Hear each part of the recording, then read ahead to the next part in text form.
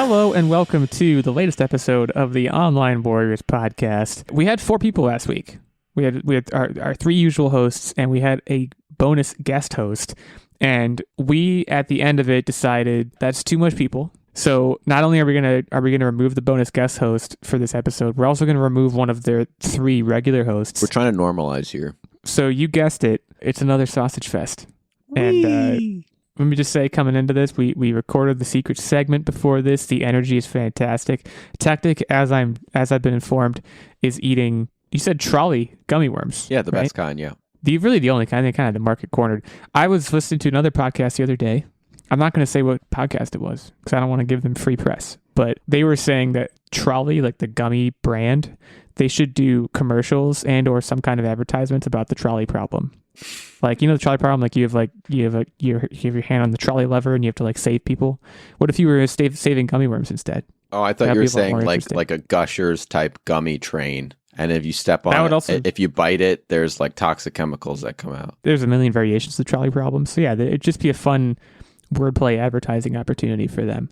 But we're not going to be talking about that for the whole episode. It is just the 2 of us. So it's a little bit of a different episode. No game segment this week.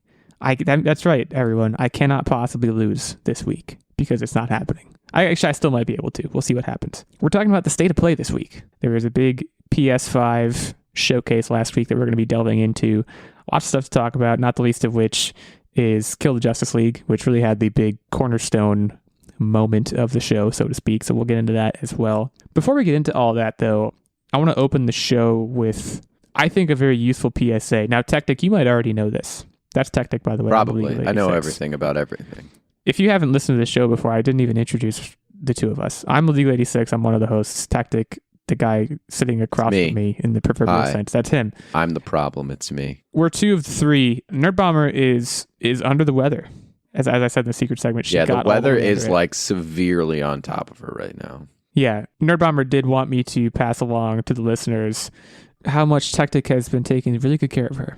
And how I haven't really at all. And then, you know what? It's not my responsibility. Guys, I don't live in your house. It's been a week. We're going to get into it in the What Are You Up To Wednesday. But it's been a week. I don't want to spoil anything for you either, but you guys have been through it. So just know that at least for you, this is a safe place. This is a happy place.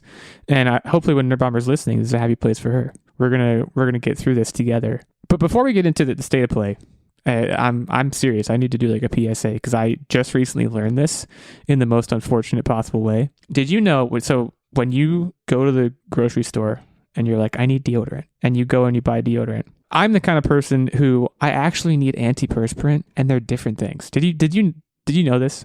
Am I the only person in the world who didn't know this? I feel like it's one of those situations where I'm just an idiot, but I want to make sure no one else is in the same position as me. Where I mix. What the hell is deodorant? Deodorant doesn't keep you. Is it like sweating. A perfume, basically? Yeah, it's. I think deodorant is really just designed to smell good. Antiperspirant, which is what I need because I'm a sweaty boy, it actually does some sort of skin coating magic with like aluminum particles or something. I don't know. I didn't Google the science, but it actually keeps the sweat from like coming out and like making your shirt stink. So if you're like me and you like, I do this thing at work, which is really healthy and I recommend, which is stress sweating. Where like when someone comes up to me and asks me to do something. Also when I'm playing any video game ever. It's crazy. And this is another PSA for those people that may not know this. This is a very pleasant fact, is that stress sweat smells worse than regular sweat. Have you had an experience like this as well? You're sweating because your adrenaline's going. Your adrenaline's going because you're entering fight or flight. Are you okay? I just I get this, when people ask me for something at work, it could be the easiest thing in the world. I just immediately get this sense of like they are depending on me, which, you know, they are. And also, by the way, it's not like I have a day-to-day high pressure. I'm not like a lumberjack or something. I don't have like a day-to-day high pressure, high danger job. I just don't like being asked for things. So I stress sweat and then I smell it like immediately. And that's why I need antiperspirant and not deodorant. And they are different things. That's the main point of my PSA here. They're different. This is what you should expect out of any podcast that's hosted by 2 men. It's one of those things where like saying it makes sense, but like, Now they do sell like the combo. Yeah. And by they, I mean Old Spice, probably the #1 men's deodorant brand in the country. Not a sponsor. Not a sponsor. I disagree. Are you let's get personal with this. So I'm an Old Spice man. I'm a Dove. I just got some. You're a Dove man. Dove man. Yeah. That's a. Hey, look. I was raised on Dove soap. I don't. You know, my coworkers don't tell me, "Hey, you smell like laundry." That's right. Did I talk about that on the air last week, or was that? Okay. Yeah, my coworkers tell me I smell like laundry. I've been told, not by my coworkers because that'd be weird, but I've been told that I have very soft hair. That's another thing. I am picturing a weird work environment for you. Blink twice if you need help. No one at work is touching my hair. I just want to touching and smelling. But other people have told me that I have very soft hair, and I use Suave shampoo. Again, not a sponsor. Yeah, if you get stress sweats, buy antiperspirant and not deodorant. And if you didn't know that, your life may be about to change. I just want to. Sometimes I feel like I need to pass these little nuggets of wisdom, as I call it, along to the listeners. You're welcome? ? I don't know. Let's talk about the state of play.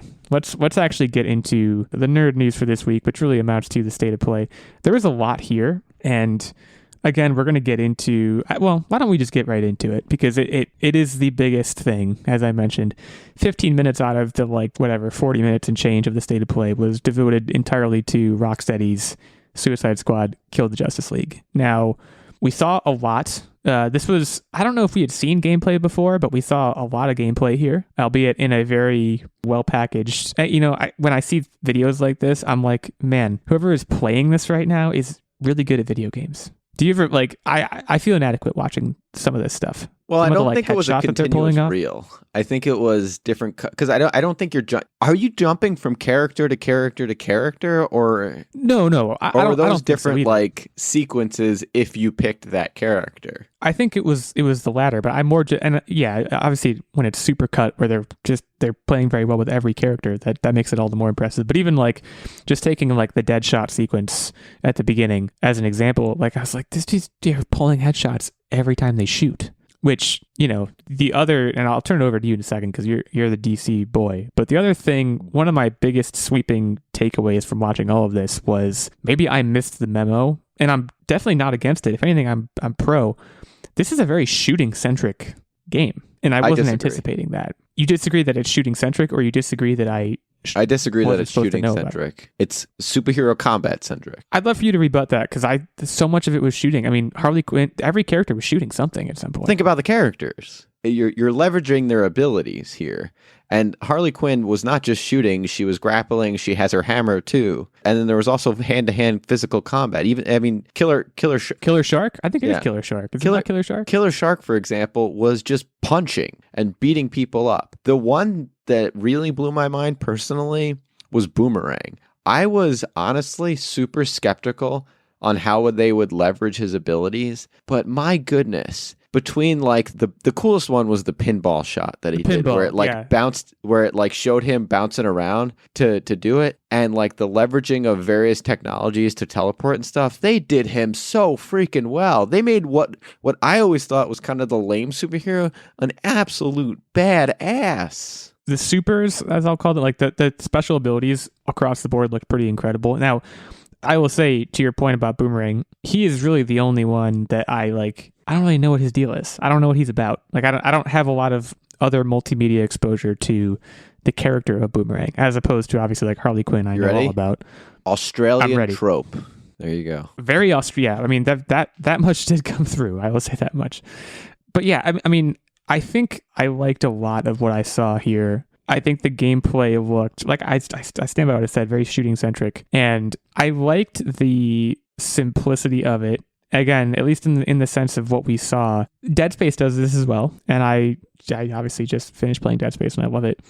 Shoot the bright glowy parts of something is a very simple but very satisfying game mechanic. And boy, if that wasn't almost all they were doing, at least for the first part of the 15-minute kind of extended look. And it was a great way for them to showcase, again, the abilities of the characters. I think that something that kind of struck me was how easy I think it would be to establish what I will call flow in this game.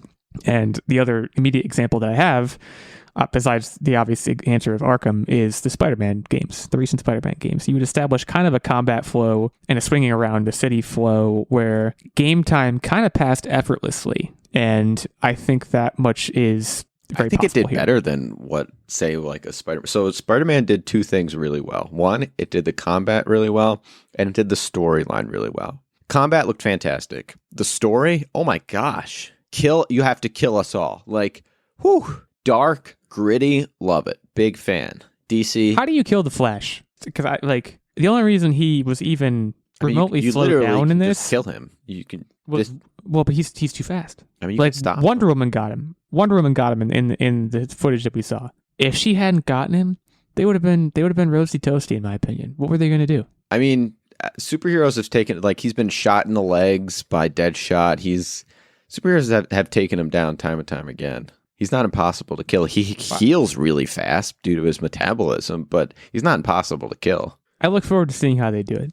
Because like certain They're ones, not like, going to kill him, though. I'm They're sorry. going to go for Brainiac. I love Batman. He's going to be pretty easy to get the best of.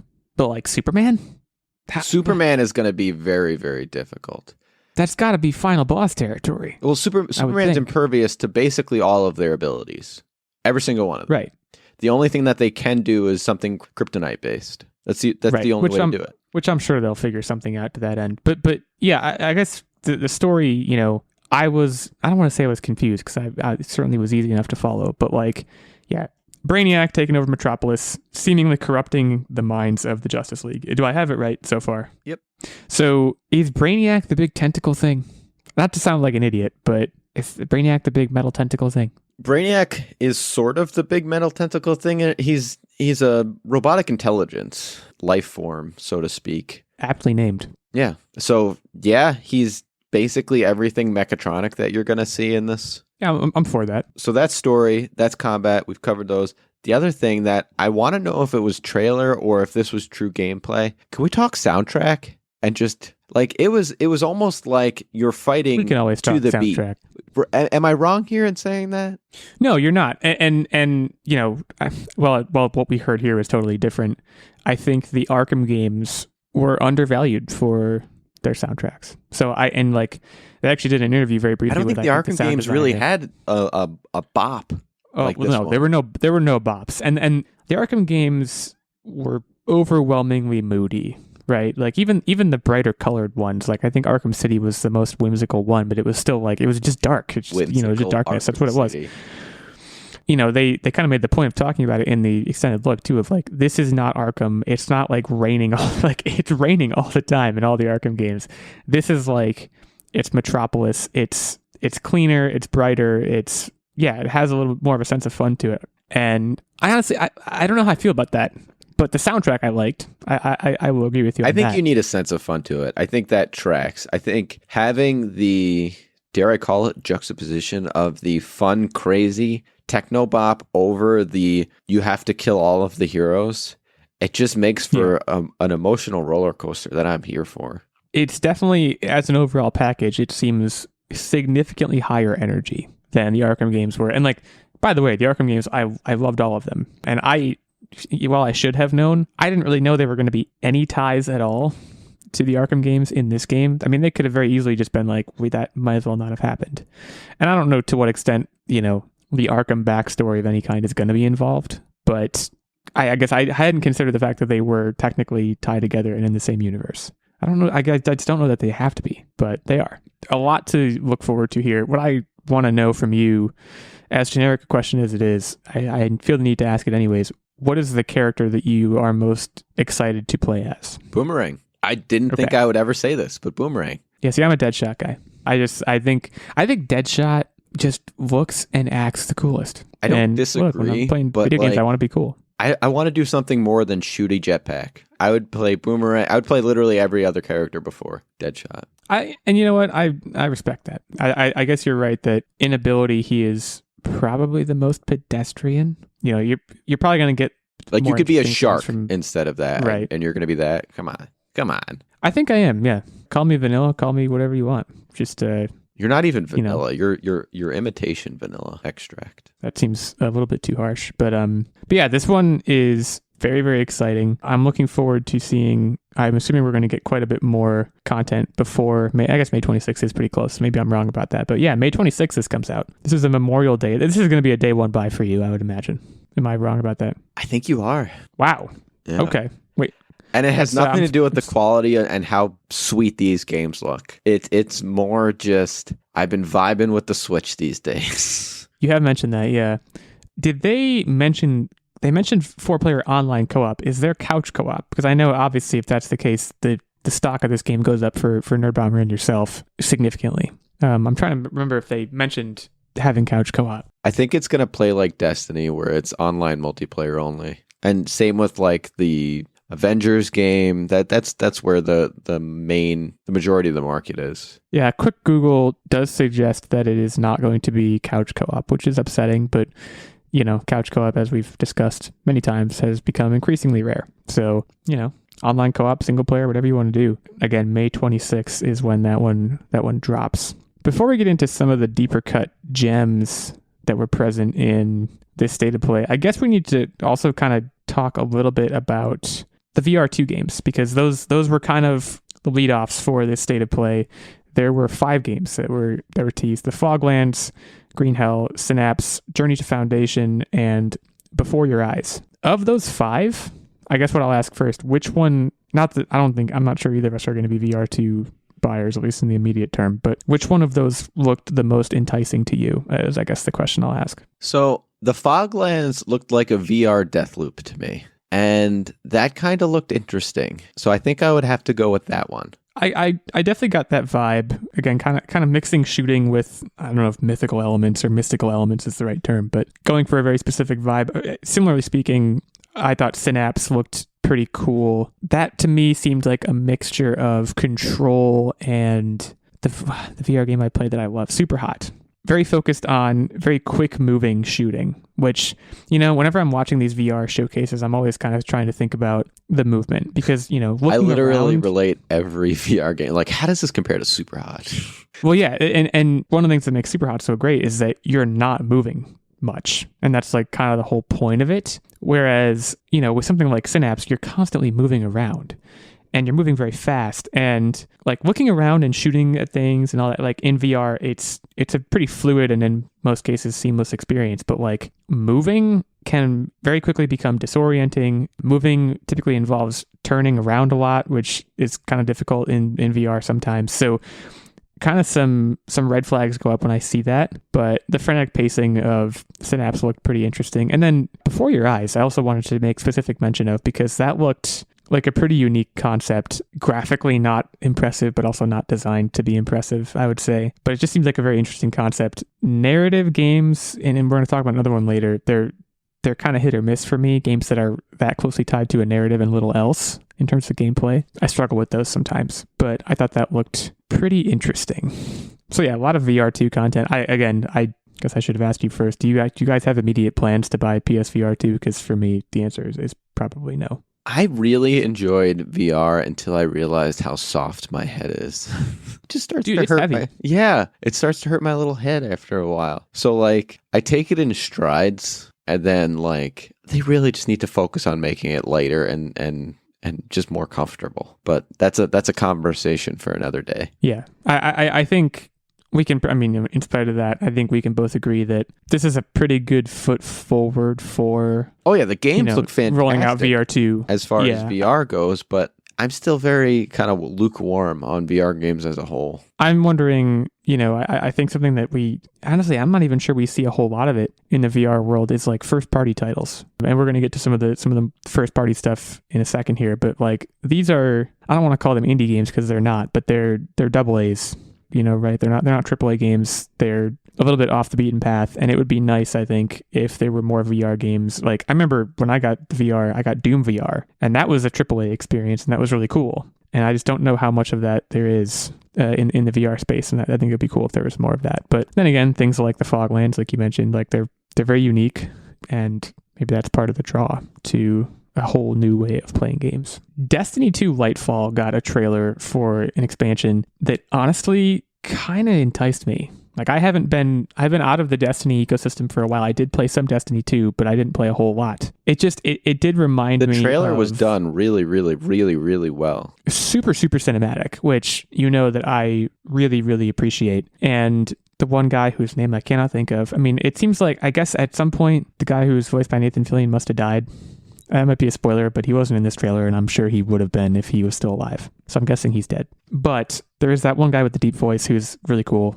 He was like kind of narrating the entire trailer. And it kind of reminded me how fun this game was. And my experience with Destiny was I got there way too late, way after the fact. So I wasn't really part of the zeitgeist. And like the player base probably wasn't at its peak or even close to at its peak when I was playing. And I'm not even sure I was playing when any major DLC came out. Hey, if you're looking for a squad, the Online Warriors. This does, it looks, again, very enticing. And this one, by the time this episode is out, this expansion will be out. Comes out February 28th. So this was a much quicker release. It's almost Nintendo Direct-y where they're like, it's out now, which I always appreciate. But yeah, I love the epicness. I love the cinematic nature of it. And I've always loved the Destiny gameplay. I just don't know, like, Destiny kind of demands a lot of online multiplayer, and I just don't know. I think those days might be behind me, like, as a whole. So that's what kind of has me hesitant on this one, but it looked amazing. It can be difficult to schedule with friends. I respect that. But there is, and I'm going to kind of skip ahead, there is another online multiplayer game that I do want to kind of segue into. And that skip ahead, go for it. That is Wayfinder. Yeah, this one also looked very, very interesting. And this one also, beta coming out on February 20th. So the day before this episode goes live, I believe. This reminded me of a little, I almost want to say Borderlands-y. The combat was quite a bit different. I was going to say this is Borderlands meets Destiny meets mythological, kind of. I think I could get there on that. And yeah, I think this one looked really cool. I really appreciated the look of the boss fight. Because that boss man, he's Big Daddy. We should not tomorrow, because I've got some editing to do, but we should schedule an Online Warriors play with this one. It's an open beta. Let's do it just one time. It'll be just like the old days. Yeah. I think that would be a lot of fun. We can report back on how it went and how bad I am at video games. I part of me wonders, like, because yeah, we haven't played any online games of this type in a long time. We're gonna do it, and you're gonna be like, dude, you suck. What happened to you? The last game was where I was that mushroom thing. Yeah, a shout out to I thought I was wondering if you were gonna bring that up. Shout out to Battleborn. Remember Battleborn, guys? Battleborn, yeah. That game, like, I think that literally, like, the online, like, isn't even supported anymore. I think it was pretty short-lived, but it was fun. So yeah, I'm glad you brought up Wayfinder. One looked like potential, I'm going to call it a diamond in the rough, because we don't really know yet, but it looked pretty promising. We have more games to get to in the state of play, but for now, we are going to take a short break. But before we do that, we would be remiss, the two of us would be remiss if we did not shout out our fantastic Patreon producer, Mr. Stephen Keller. Stephen was with us last week. He participated in the quiz, which he also chose the topic for. I believe, did he win? I can't remember. He won. Not only did he win, but he took you guys to Pink Dolphin School. Yeah, I don't remember the exact score, but I remember, I'm not even sure I got a question right. And guys, that could be you. You could be a Patreon producer. You could come on the show. You could win a quiz. You could earn all that glory that Stephen has earned as a night level subscriber on our Patreon. As a night level subscriber, Stephen gets access to the monthly secret segment and vlog, of course. We just recorded our secret segment for this month today. It was about retro gaming setups. You're not going to want to miss that one. Stephen, of course, also gets input into the weekly game segment, as we mentioned, the occasional guest spot on the show, and this weekly producer shout out. There's also a Squire level of support, which gets you access to the monthly secret segment and vlog. And there's a page level, which gets you access to the monthly secret segment. So patreon.com/Online Warriors Podcast is where you can go to find the details on any and all of those levels of support. You can go over there, chat with us, chat with Steven, check out all the sweet benefits, and consider giving back to this show that you are hopefully listening to because you like it and not like listening to it ironically or something. That would be weird. You shouldn't listen to podcasts ironically. No one's even going to know, so what's the point? Just listen to us because you like us, hopefully. So again, that's patreon.com/Online Warriors Podcast. Thanks again to Steven. Thanks again to all of you for listening, and we will be right back to talk more about the state of play. Hi, I'm Kevin DeCristofano. And I'm Sean Flanagan. And we are the Ninja Turtle Nerds, your weekly podcast covering the Ninja Turtle comic book series one issue at a time. Plus the video games, the cartoon show, the VHS tapes. If it's Ninja Turtles, we'll cover it. Ninja Turtle Nerds is available wherever you get your podcasts.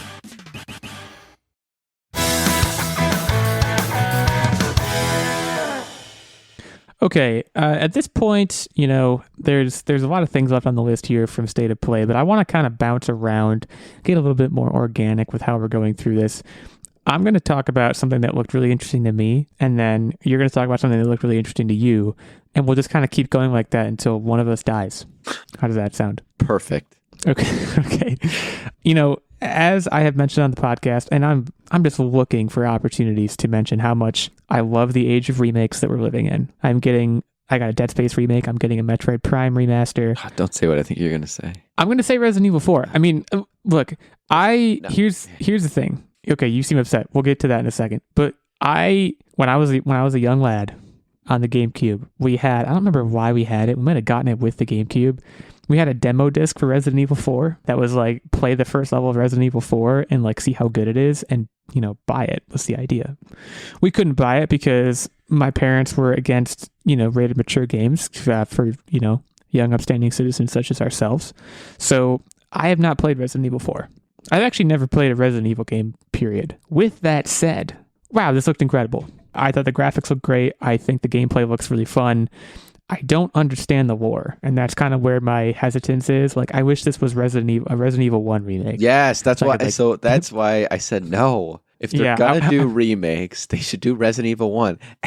After Resident Evil 2, it really jumped the shark. It got culty. It got like what the what? No, just give me a weird franchise. Weird Umbrella Corp zombie things. That's it. There's a lot of characters that kind of fly in and out of the Resident Evil franchise, as far as I understand it. Like you said, the main storyline, it starts as Umbrella Corporation zombies, and by Resident Evil 4, I would say it's something that's completely unrecognizable.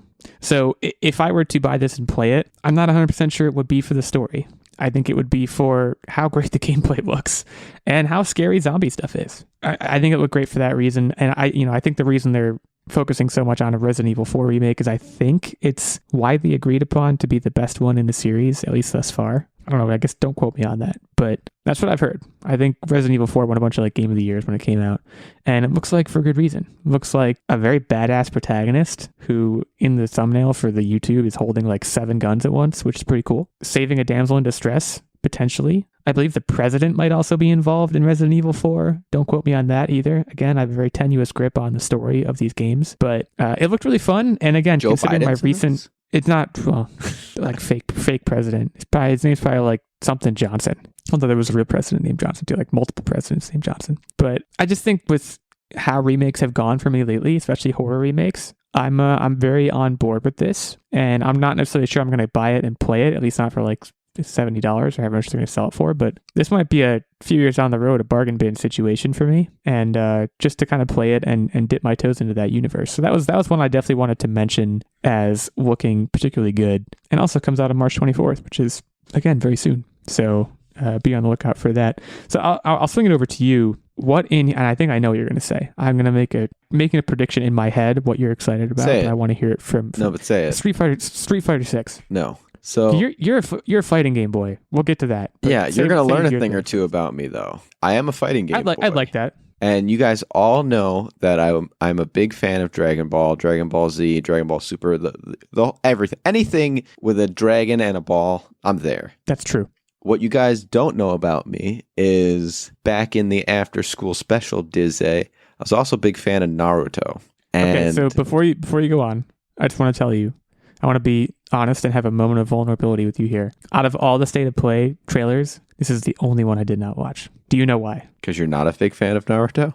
Well, A, that's true. But B, I literally had the conscious thought, Techtic's going to know about this one. I literally was like, I don't know anything about Naruto.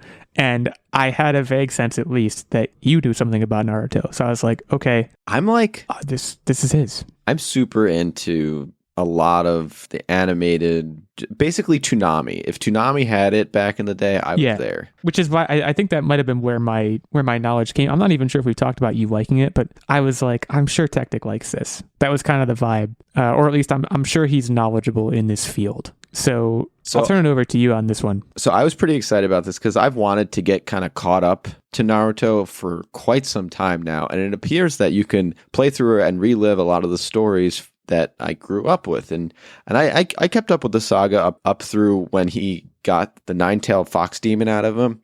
And then I kind of fell off because, I don't know, after school specials stopped being after school because I graduated. But I want to get back into this. That was deep, by the way. It was such a deep thought. It was sad. It was sad. Yeah, a little bit. Deep thoughts are often sad.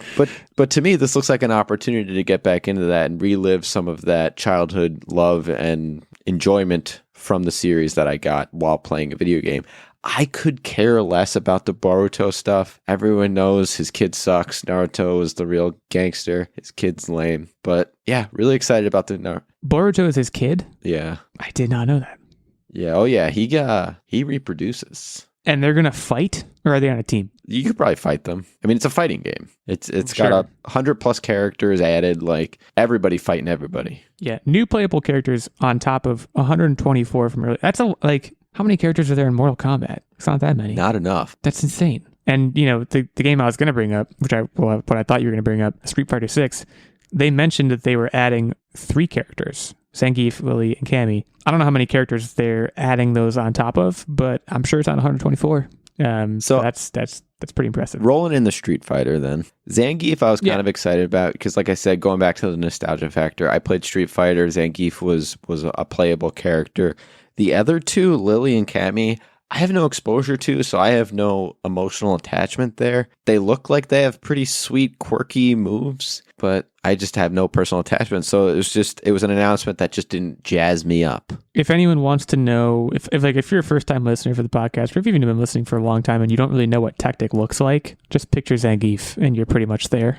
I don't have facial hair though. Yet. I don't know why. I don't know what I'm implying, but I think chest hair is Zangief. there. All the way down from my top chest to my chesticles. And he always wears metal rings on his wrists just to look intimidating. Street Fighter 6 comes out June 2nd. And I also should have mentioned, well, actually, I don't know when Naruto Boruto comes out because it's not listed in this article. So you'll have to go and Google around for that information if you want it. I don't know. Let's talk about humanity. And I don't mean like humanity as like a whole. That would be... I'm glad you brought this one up. That'd be a weird segue for the podcast. So we actually talked about Tetris Effect last week. I can't remember if it was you who was going on about that or it was Nerdbomber or both. Well, we were talking about it in reference to the Tetris trailer. But this comes from Enhance, who did Tetris Effect and Res Infinite. This looks really, really fun and interesting. So I like puzzle games a lot. This is officially qualified as an action puzzle game. The puzzle seems to be you are a glowing white mystical dog and you are guiding all of humanity into places. And they're like pushing boxes and getting blown around by fans. I feel like anti-gravity states. It looks really simple concept and very interesting. And I'm here for it. I feel like this is going to do to me what the Talos Principle did to me. I got that. So the Talos Principle, if you don't know, is a puzzle game. Okay. I was like, sweet, a puzzle game. And the cover is a robot holding a kitty. What can go wrong here? And you're going around, you're uncovering puzzles, and it's like quote after quote of just deep introspective lines. And you're just like, you walk away feeling this like this level of emotion that you didn't expect from a silly puzzle game. Right. And I get hardcore. This is an homage to we as a society have gotten lost. We've lost our way, and the dog is our guiding light. And there's the shadow colorless people versus the vibrant people, and we need to stand up and bring color and beauty back to the. I feel like this is just going to have such deep meaning hidden everywhere, and emotionally, I don't know if a glowy dog can lift me up enough. Let me turn that on its head, because to me, these people all look like they're just lemmings. They're just like the dogs like do this. They're like okay, and they just like push a giant block. Is that not how we are in society? Right? Well, we go through the is, motions. We go through our routines day in, day out, the same cycle. We just follow what we're supposed to follow, do what we're supposed to do. Definitely. And like, I'm not, that's not uplifting is my point. Like the spirit dog is not uplifting me. It's guiding all of humanity. And like, I also think it was interesting, like you were saying, that I think the dog isn't guiding, though. I think the dog is freeing humanity. And that's why maybe this game looks deep. They specifically mentioned story in this trailer. And I'm I guess I don't know a lot about the Talos Principle, so I'm skeptical of a puzzle game's ability to introduce story to great effect. Typically, puzzle games are very episodic. I mean, I guess Portal had a story, right? And it was reasonably potent, but like most puzzle games are, there's a stage, you solve the puzzle and move to the next stage. It's very modular. You're not building a whole lot of a continued narrative arc through it. Maybe this game will serve as a counterpoint to that. My theory and my suspicion is that this game will end with you ending all of humanity. Like, the end of the game will just be, you have to get all these people to just like run off a cliff and they're all going to die. Or and the then end is, the dog is just sad. What's it called when everyone floats up? Cocoon? No, in the biblical sense. What is that? Oh, the rapture. Yeah, you take them to rapture and they all just go, oh. Yeah, Cocoon's the movie with the old people on the boat, I believe. Yeah, this one looked really interesting. I'm definitely going to be tuning in to that one. There are some things here we have not mentioned. I think we're going to move on, but Tachia, we did not mention. Goodbye Volcano High, which looked like another, again, a narrative game that it looked like not a walking simulator, but basically just folks talking to other folks, which I don't know how high my interest level is in that, but hey, prove me wrong. At Online Warriors 1 is our main show account. At OW86, tweet at me. Tell me that I'm a doofus. Oh, I'm already getting at tweets with my hot take on Resident Evil. At OW Techtic, hit him with the hot Resident Evil takes. At OW Nerdbomber, just say hello to her.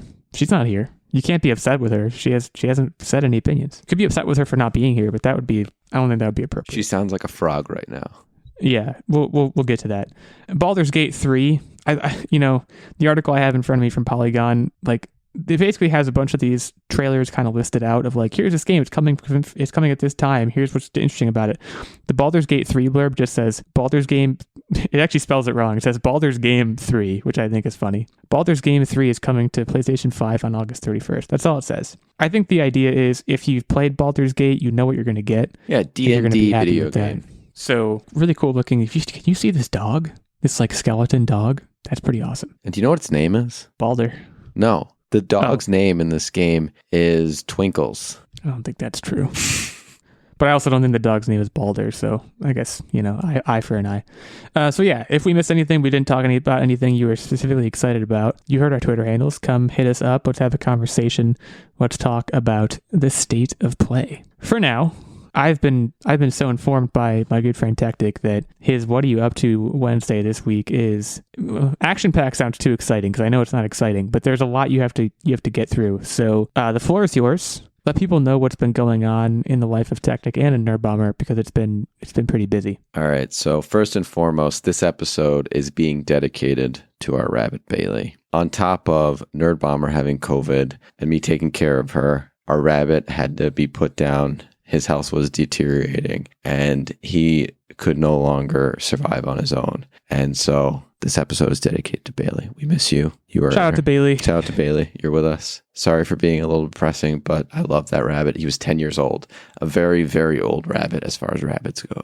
Losing a pet is something that, luckily I've only gone through it a couple of times. It's never easy, no matter when it happens or what pet it is or whatever extenuating circumstance. So my heart goes out to both of you and to Bailey, of course. And shout out to Nerdbomber because while this was going on, because she had COVID, she couldn't be there to hold him while he was being put down. But I held his little paw. Let's talk about the worst weeks ever, because having COVID and losing a pet in 1 week is... So check in on her, guys. She's always looking for your love and support. Nerdbomber is a real one. Hit her up. It's been a bit of a week for her and for you. And as I mentioned earlier in the episode, props to you and shout out to you for taking such good care of her. She is not with us tonight because if she was, I'm not sure. She doesn't sound like Nerdbomber.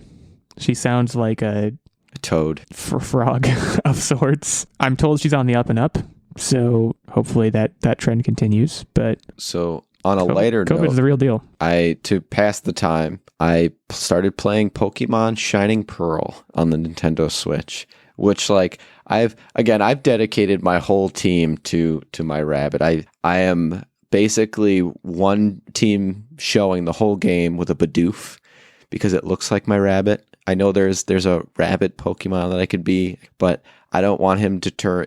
Lot Bunny is a bipedal. My rabbit was not bipedal. He was all on all fours. Bidoof just resonates with the way my rabbit was. And I got him following me around, and it's just, he is way too overpowered, and it's just so heartwarming because it's in a make-believe world, he has this strength that he wasn't able. So it's really been therapeutic almost to play this game because it's kind of like an homage and things like that. The other games that I've been trying to play, I've been trying to figure out a way to get, and I sort of mentioned this in the secret segment, but I've been trying to collect all of my old Game Boy Advance games and replay Metroid Fusion. Do not want to play it on Nintendo Online. I want to play the real thing. So that's what I've been currently working on is finding all my old stuff and getting it together so that I can sit back and play that game. I want to give Nerdbomber a little shout out here. Hopefully she's not like embarrassed me bringing this up.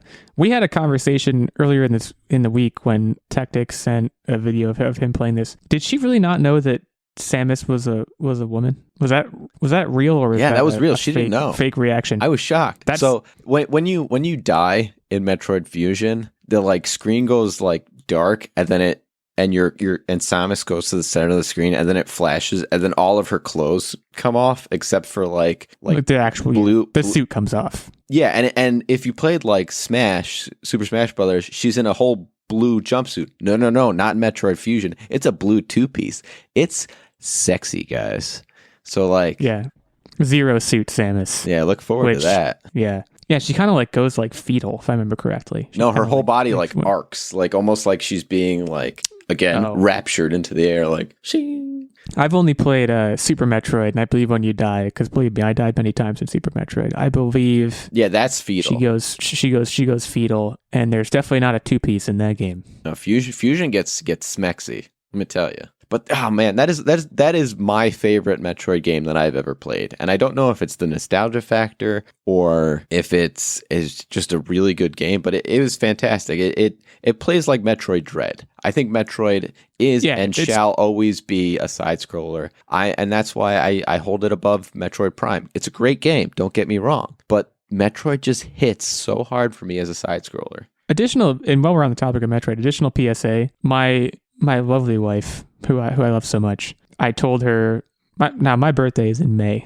It's a ways off. But I told her 2 weeks ago, I was like, see this game right here? And I tapped my computer screen and had the physical copy of Metroid Prime Remastered. I said, I want this for my birthday. She went to order it for me yesterday. They're sold out. So like that's a thing now. Yeah, but it's like it's a hot item. You wonder if it's intentional from a supply chain issue of Nintendo, so that they kind of pivot to exclusively digital sales.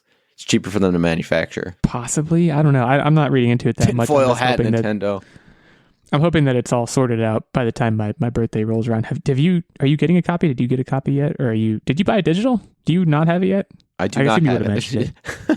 Just calm down, that killer. I asked like 5 questions in a row. I do not have it yet. I was gonna wait until I played through some of my other backlog. That's gonna be another clip so every now and again Techtic will take a clip out of the show of me saying something funny or being unintelligible, and he'll edit it down and just send it to me in our Discord on like a Tuesday and be like, look at this. So I'm looking forward to seeing. So between those two things, that's been my week. It's just been playing some video games and dealing with the heaviness that life has to offer. Well, hang in there, man. I think I speak for myself and all the listeners. We're thinking of you guys. Hang tough. And again, to Nerdbomber, get well soon. Sounds like she's on the up and up, so that's good. My update is a lot less action-packed. I did do some traveling this week out of state, so not a whole lot of time. I haven't started Returnal yet, which I had intended to do. The one thing I did start, and I think I kind of alluded to this in the last episode, but I didn't talk about it too much. I've started to pay the piper and pay my penance for being last in the quiz rankings last year. And I've started watching Book of Boba Fett, and I have watched 3 episodes out of, I believe, 7. So good, right? Of them. Guys, it is so bad. I wanted to take, however long we have left in this episode. Like, I can't even believe it. And it's honestly, I should be able to believe it because there were parts of Obi-Wan that were this bad. But like, this is, again, certified gold, solid gold. You cannot screw this up from an IP perspective. Boba Fett survived the Sarlacc pit. He's a badass. What's going to happen next? so much terribleness is the answer. Like I can't believe it. I'm just like, I knew I wanted to talk about this because of how bad it's been, but even now, as I get the opportunity to describe how bad it is, I can't even do it. I'm just speechless. There's apparently rumors too that they're thinking about using him as like multiple characters across the entire Clone Wars. Well, that's the thing I kind of want to mention too, is part of why it's bad is definitely like the writing, and the general story is not very good. It's not very strong. Tamura Morrison is also bad. Tamura Morrison, for those who don't know, is the guy who played Jango Fett way back in like 2007 in episode 2 for like 5 minutes. And then he went into the deep freeze. And then 20 years later, they were like, hey, we need you to headline an entire Disney Plus show. And he was like, sure. And I'm sorry, I just don't think he's cut out for it. The writing is doing him no favors, to be clear. But he is just not compelling in the way that Pedro Pascal is compelling, even when he's wearing a mask the whole time. Like you can't even say because he's supposed to be emotionless, because Mando is emotionless, right? And he still conveys emotion without having emotions. The Book of Boba Fett has appeal from a premise perspective, in the sense that, like, when you watch The Mandalorian, he's a badass, he's emotionless, but he has a very well hidden heart of gold. He has this child, and you're rooting for him. The Book of Boba Fett is different because you're gonna root for him, but not because he's a good guy. You're going to root for him because it might have been a cool revenge story, or it might have been, just all out badass without regards for ethics or anything like that. But no, it's just like, he's not even very badass. There are some terrible supporting characters. Danny Trejo is in it as a Rancor trainer. I feel like I don't even need to say more than that to describe how bad this show is. But I'm true to my word. I'm going to see it through. I also think that, again, I'm 3 episodes in. I believe in the last like 3 episodes, maybe 5, 6, and 7, I believe the Mandalorian shows up. So I'm kind of just in it for that at this point, especially considering that Mando season 3 is starting up like relatively soon. So I'll get to see how he gets the child back, or at least hear about it in some way. Until then, I'm going to be struggling. There's no doubt about that. Aside from that, not a whole lot else to update on, but I will mention that I did finish the book that you and Nerdbomber got me for Christmas. The Age of Cage. I think I mentioned it a couple episodes ago that I was reading it. It was a fantastic read. One of my quicker reads in a while. So I might stick with nonfiction as I continue my reading journey through 2023. Yeah. Nicolas Cage he's an enigma, as you all know. You can read an entire book about him and still not understand him, and that's okay. But I don't think humanity is ever meant to be understood. Not if he has anything to say about it. Throw back to the game. Yeah. So yeah, that brings us to the end of the episode. Like we mentioned at the beginning, we're not going to do any sort of quizzy, gamey, whatever, because there's only 2 of us. And honestly, you guys already learned something today. Deodorant, antiperspirant, 2 different things. That's true. Yeah. Thank you for bringing us full circle on that at the end of the episode, because it is really important to me that people know that they're different things. So if even if you don't have any odor problems, tell someone who does. That's your mission for this week. Remember back like last year or 2 years ago, I used to like give missions out at the end. I'd be like, go tell someone about the podcast. Your mission this week is, if you know someone who has a smell problem, tell them that, because it might save their life. But tell them like anonymously. Don't don't go up and be like, hey, you stink. Leave like a note on their car or something. I don't know how you do anonymous stuff these days. We'll be back next week, hopefully at full strength. And in the meantime, stay safe and keep on podcasting.